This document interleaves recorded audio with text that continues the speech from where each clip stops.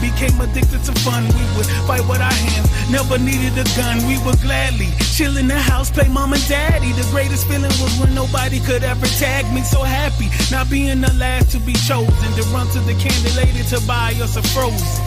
We was just kids up to no good. Remember the first time you watched Boys in the Hood? Rat tail in the back while my barber faced me. Do you remember when? Yes, no, maybe. When you would hear a song you like and you felt like it was about your life. Remember when you would write a letter to your girlfriend and she would read it to all of her girlfriends. Remember staying up all night, talking on the phone. Remember skipping class with your homeboys. Yeah. Remember G.I. Hey yo, I wrote this shit up all day. A long stay in the hallway. Harking back to an era of the tape play. Hitting on the track well, on a max cell. With the spitting the beginning of a rap tale. Elastic scoop, the loop shine vividly. In due time, produce rhyme synergy. And for the longest caught the blinking of the torment. Till inkling of performance, still thinking of his dormant. And so it be, who hold close and kept dear. Were left there, wrote no folks by next year. For ties cut, invest shares, perplex peers. Rise up, reflect fear, for hex sneers. The rest cheer, know we did it for a purpose. Poem of a kid who never did scratch surface. Until he own it, respect the craft for proponents. Cause it ain't over till the Check. Remember what? You would hear a song you like and you felt like it was about your life. Remember when you would write a letter to your girlfriend and she would read it to all of her girlfriends. Remember staying up all night, talking on the phone. Remember skipping class with your homeboys. Remember G.I. Joe. I used to play Mortal Kombat with Matthew. I swore he used to cheat. I swear I could never beat him. Those sour jawbreakers, I swear I could never eat him. Baddest chick in the school, I swear I could never meet her. Until I wrote her a letter telling her I'm a singer. Me and Terrence would draw pictures of sneakers. Me and Ashley used to be in the class singing. I wrote my first rap in the back of the class thinking, I'm feeling it, yeah. Feel like that you get feeling like. If you feel it, raise your L in the sky. I remember selling my mixtape in high school. They was really kinda supportive at my school. I was selling cassette tapes for $5. I was making my own beats, I was beatboxing. Brown, brown sugar, that brown, brown, hey. Brown, brown sugar, that brown, brown, hey. Brown, brown sugar, that brown, brown, hey. Brown, brown sugar, that brown, brown, hey. Brown, brown sugar, that brown, brown, hey. Brown, brown sugar, that brown, brown, hey. Brown, brown sugar, that brown, brown, hey. Brown, brown sugar, that brown, brown, hey.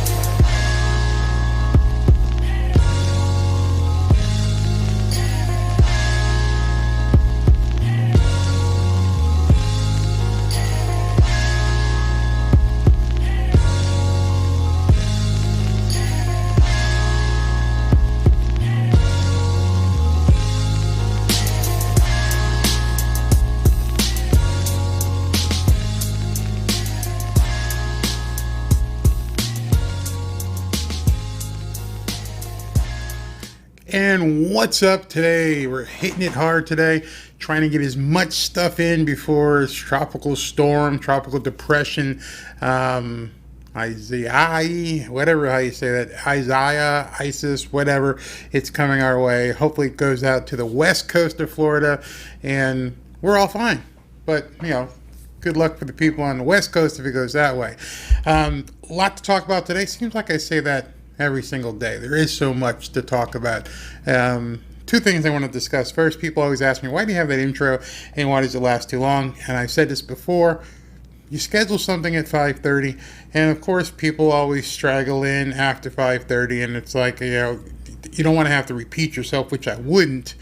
I'm not like that. I'm not going to sit there and repeat myself.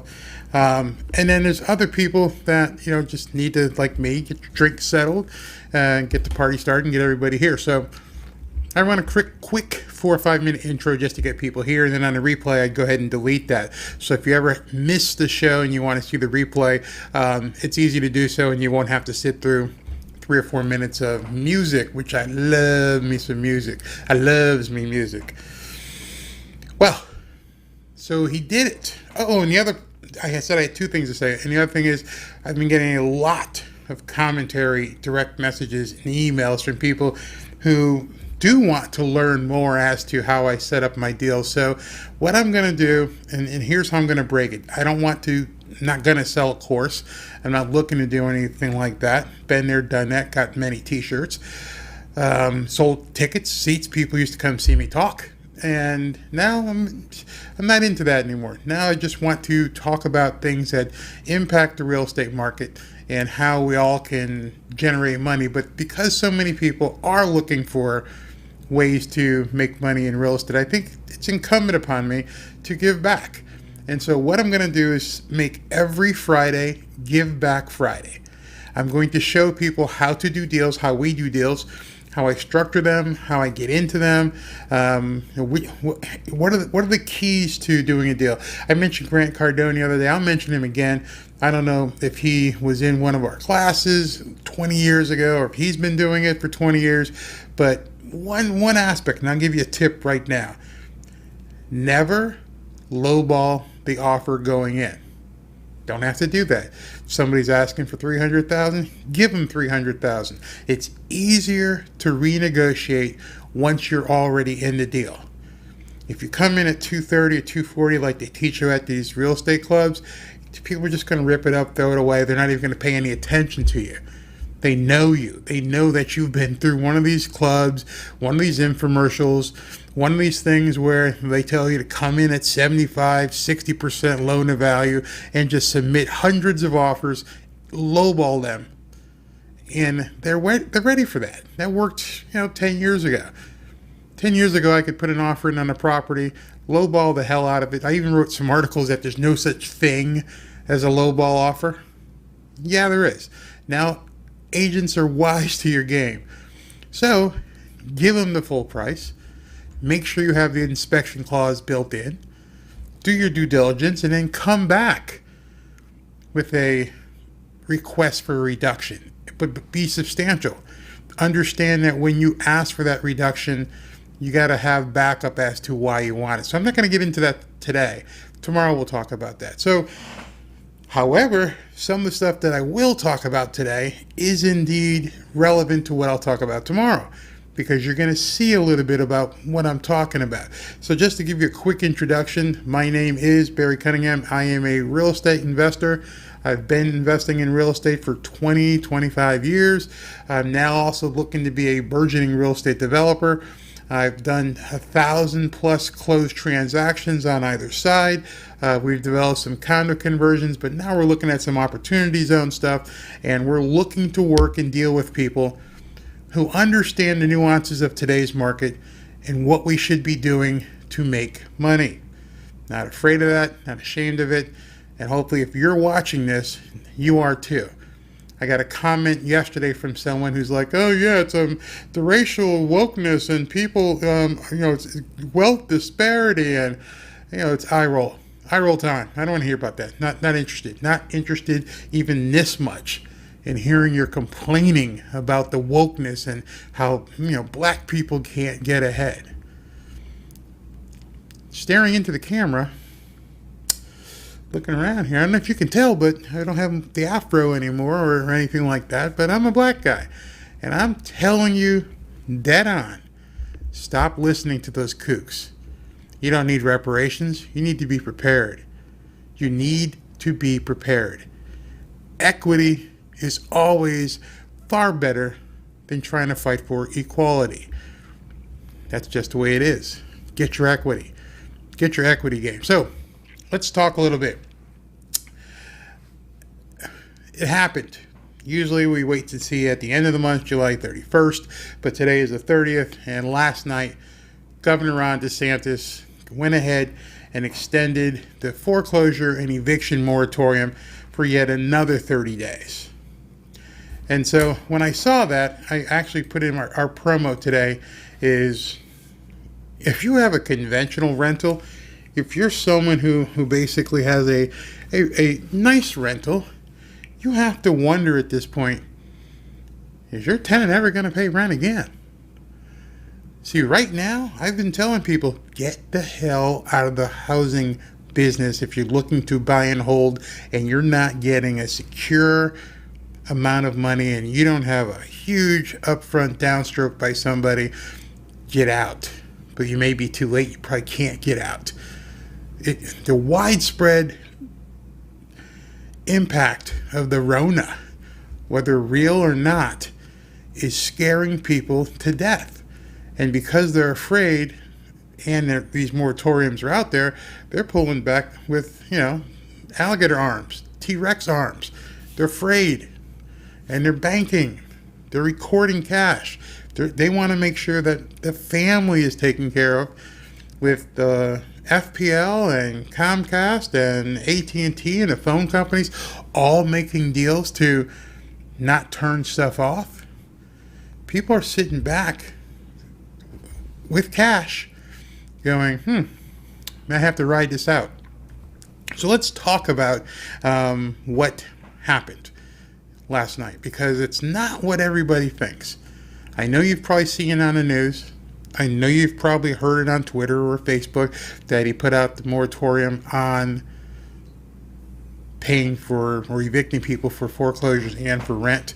But that's not exactly true. And that's why I posed the question today.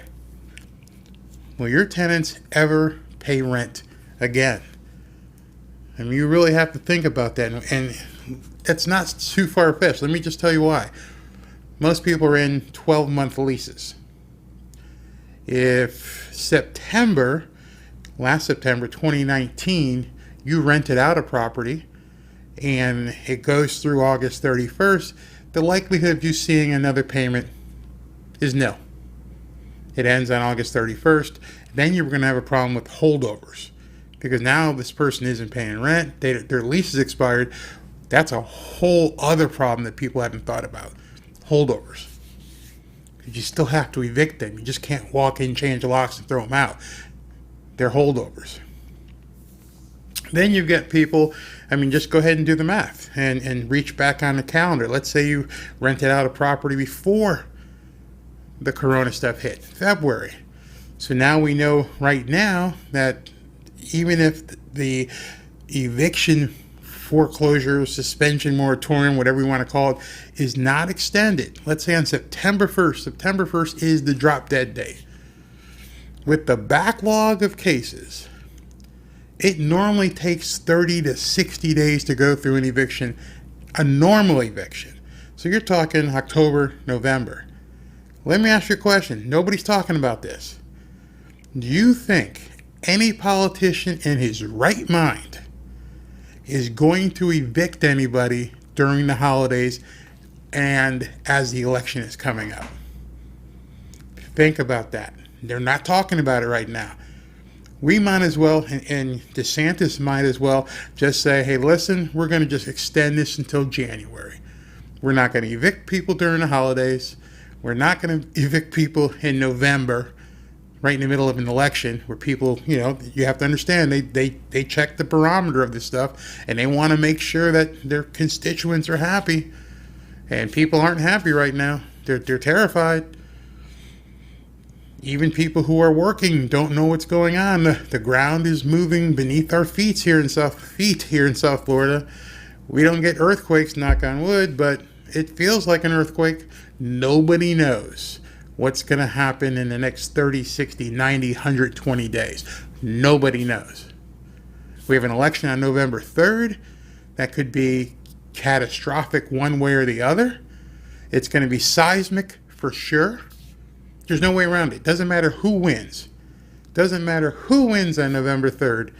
Count on there being seismic activity around that date. There's no possible way they're going to evict people, especially with the number of people they've got coming up. It's not going to happen around the election. Then nobody's going to be a Scrooge and kick out people during the holidays. Not going to happen.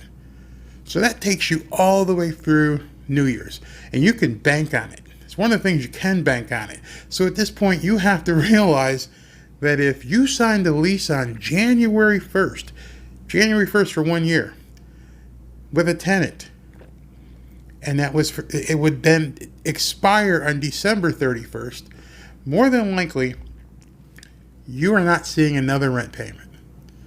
Go ahead, mix up the cocktail, take a drink, smoke them if you got them, do whatever you need to do. But the likelihood of another rent payment coming through into your bank account between now and January 1st, I'm saying is about that small. It's the truth. I haven't even got to today's lead story. I'm just telling you, sit back and think for yourself. Close your eyes. Think, okay, what's the likelihood of me getting another payment from somebody in 2020? If right now people don't know what's going on and they're uncertain, and then you've got the election, and then you've got the holidays, and nobody knows what the hell is going on, what makes you think you're going to see another payment? Don't count on it. It's just not going to happen. So I'm going to go into here real shortly about this new moratorium not being what you think it might be. Your source for profit. Hear what you need to know to succeed in today's real estate market.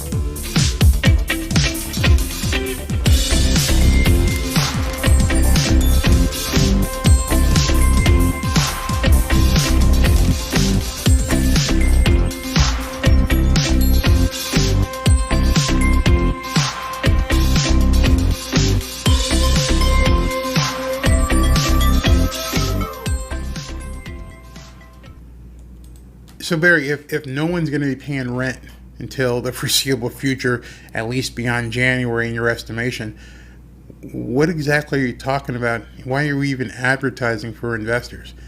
Because our tenants will.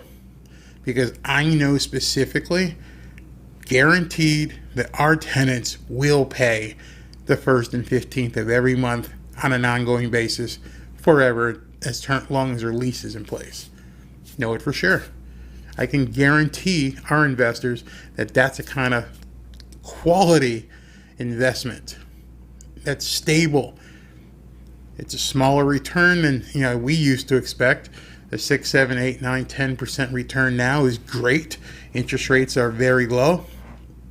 The stock market is quite volatile. If you're looking to do a deal at this point, go ahead and give me a call. We'll set you up and we'll explain to you how everything works and how we're putting things together. But we don't have that fear. We don't have to worry about that. That's what makes this period of time an amazing opportunity to generate substantial wealth in real estate. I wouldn't be telling you if it wasn't true. I know a lot of people are like, this guy's crazy. This guy's nuts. What in the hell is he talking about? Even some of the guys we talk about, other gurus, are telling us, watch out. Nah, go full bore and buy every duplex, quad, triplex, everything up to 8 units you can get your hand on. And I've told you why, but tomorrow's Deal Friday. We're going to do, we're Give Back Friday. We're going to show you how to structure these deals so that you can basically tell your investors, hey, listen, your rate of return is solid. You're not going to have to worry about it. So let's get to this moratorium, or what I call the Pseudo Moratorium. So everybody knows by now, you should know, that Governor DeSantis extended a eviction, foreclosure, and suspension, but not a lot of people are talking about that word. Not a lot of people are talking about the limited eviction and foreclosure suspension. They just skipped over it like it was no big deal. So you're going to find out right now why that's important and why you need to basically be checking this out. So let's go into this article, and I'm going to take a quick drink, but so you can read and see it yourself right here. So Governor DeSantis extended the statewide freeze on eviction and foreclosures, but not for all cases. You see that? Most people who aren't reading these types of articles, this is a business journal article, aren't seeing the true information. This is made for people who are landlords and in business. You need to understand this isn't a one-size-fits-all suspension. So let's go through that. So again, we know it's through September 1st, but what's the difference? okay, a difference in how this executive order differs from previous orders. And let me blow this up to make sure that you don't miss this, okay? And here we go. This executive order differs from previous orders since it specifies that final actions in eviction or foreclosure proceedings are paused only, focus on that word, they're only going to be paused when the tenant or homeowner has been adversely affected by the coronavirus pandemic. Now, it's not just skate-free. You have to have an adverse effect, which they have in quotes. That's a quote from the executive order of the coronavirus pandemic. So now people may have to prove that they are indeed adversely affected. Let's continue. Someone is adversely affected by the pandemic if he or she endures loss of employment, diminished wages or business income, or other monetary losses realized during the Florida state of emergency. That's key as well. You have to go back to the dates and see when the state of emergency was filed. That impacts the ability to make rent, that emergency, or mortgage payments. So, what does that mean? Aren't we all impacted? Don't we all have problems with, the COVID? No, there are some people who were considered essential businesses who've been working the entire time, whose wages haven't gone down, have not been negatively affected. I think those people are going to be in some serious crapola real soon. So let's go ahead and continue. As a result, you guys can still see this. As a result, landlords and banks are prohibited from taking eviction and foreclosure actions against delinquent renters and homeowners impacted by the pandemic until July 1st. But the order doesn't excuse renters and homeowners of their obligation to pay rent or mortgage payments. That's insane. So just understand what that's saying. Your meter, per se, your taxi meter on your rent or your mortgage is still going to be accruing. You got in on a ride and you've been driving in this taxi for 3, 4, 5 months, and the taxi continues to the numbers are going. They're spinning. It's spinning. You got $20 in your pocket, but now the meter says, hey, listen, you owe me $600. They're not taking that away. You still owe that. So we have an entire other aspect of things happening. If and when the moratorium is lifted, somebody who conceivably hasn't paid in 4 or 5 months is going to owe you thousands of dollars. Thousands. Where are they going to come up with that money? How are they going to know how much they owe? You're going to have to fight for that. This is just going to be an absolute nightmare. Absolute nightmare. So let's continue. The original executive order, it says, was less specific. It called for the suspension as a result of COVID, but it did not mention the virus in the section on foreclosure suspension. Also, it did not define what it means to be affected by the pandemic. Well, at this point, it clearly says that.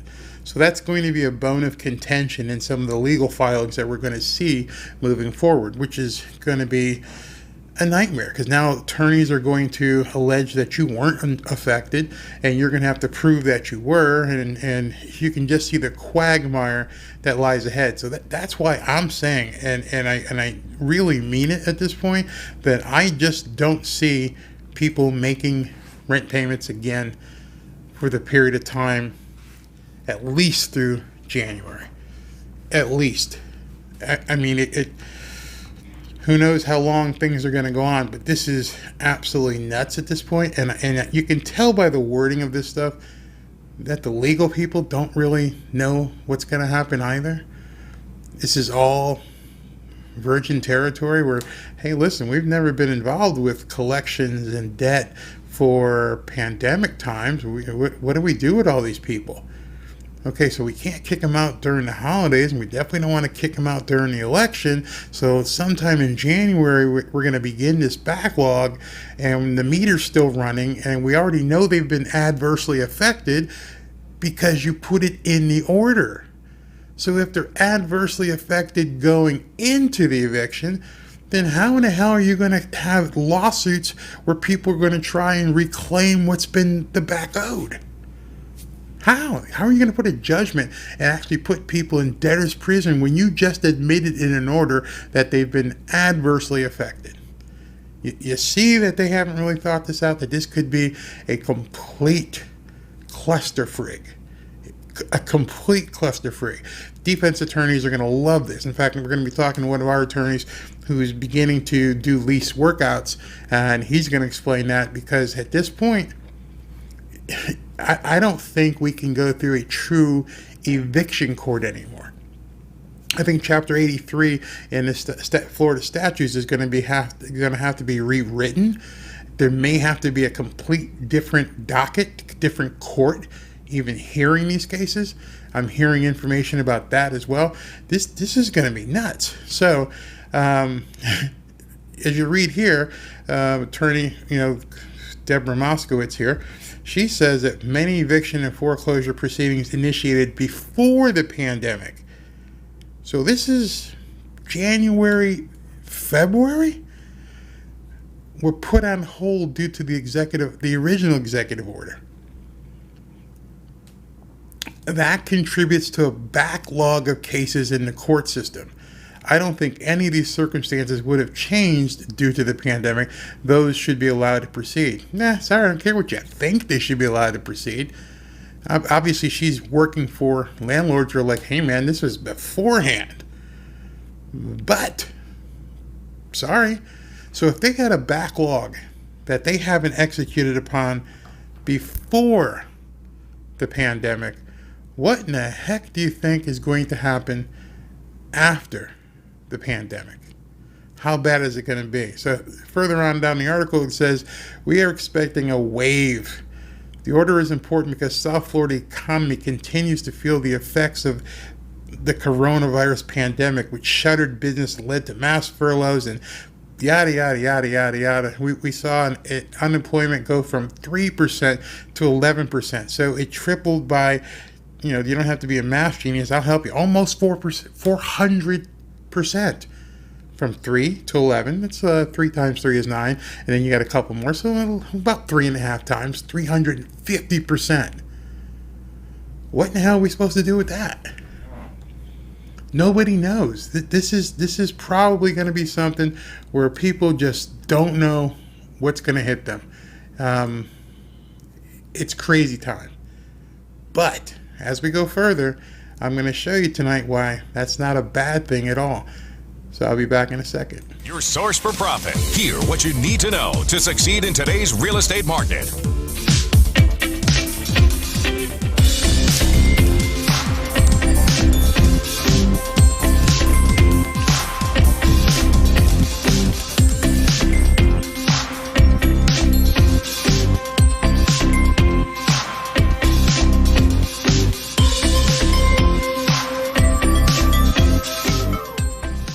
So here in the C block, that's what I'm going to start calling these things: A block, B block, C block. Here in the C block, we're going to talk about, well, Barry, that's awful. You just blew my mind with all this stuff. It's all doom and gloom. Yeah, for some people it is going to be doom and gloom. If you don't know what you're doing, if you're not sure how to approach the real estate market for today's nuances, it's terrifying. It's absolutely terrifying. But what did our buddy say? Our buddy Warren said, be fearful when others are greedy, and to be greedy when others are fearful. Been saying that for the last month or so in these shows, saying right now there's so much fear. Now is the time to be greedy. And I get the bad emails. I get the bad comments. I get from people, oh, you're a bottom feeder. I heard that for 20 years. You think that really phases me at all? You think that bothers my wife? She's the only other one I have to answer besides God. And understanding that this is a real estate business, I buy non-performing assets, I work with banks, look at bad paper, see if we can't take it over, buy it, sell the paper. Sometimes we don't even have to buy the house, we just buy the paper. It's amazing what's out there. The opportunities are immense, but you have to know how to find them. And though some of you aren't agents or have a relationship with an agent, and you're like, well, Bear, how do I find this information? And I'm going to go through this tomorrow on Give Back Friday, we're going to call it, which is where I show you how to do a deal. But today I'm just going to show you very quickly, so maybe you can do some homework tonight and get ready for tomorrow. So this site, you're familiar with it, is Zillow. Zillow. And we're just going to head and make it bigger. All right. So let's find pre-closures and foreclosure auction properties in a certain area. So I'm going to put in here, today I'm going to talk about West Palm Beach. I wish it would show up without me having to keep typing. B-E-A-C-H. So let's look at what's going on in West Palm Beach. Yeah, go ahead, just give it to me. You see those red dots? You see all those red dots? Those are all foreclosures. Those are all properties right now in West Palm that are either in foreclosure or pre-foreclosure. I personally like pre-foreclosure better when dealing with homeowners. Well, actually, that's only when you can deal with homeowners. Foreclosure means the bank has not repossessed the property yet. It's in the process of being taken back.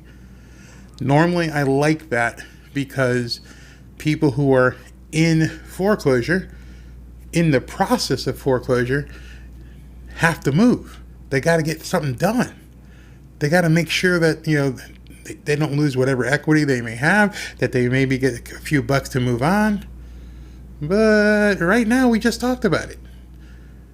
If there's a foreclosure moratorium and the bank hasn't taken the property back yet, why would I talk to you right now? There's no urgency. You're talking to an attorney, or you may watch the news yourself and go, yeah, I'm in foreclosure, but you know what? I'm not going to have to do anything to probably January, because the court's not even open.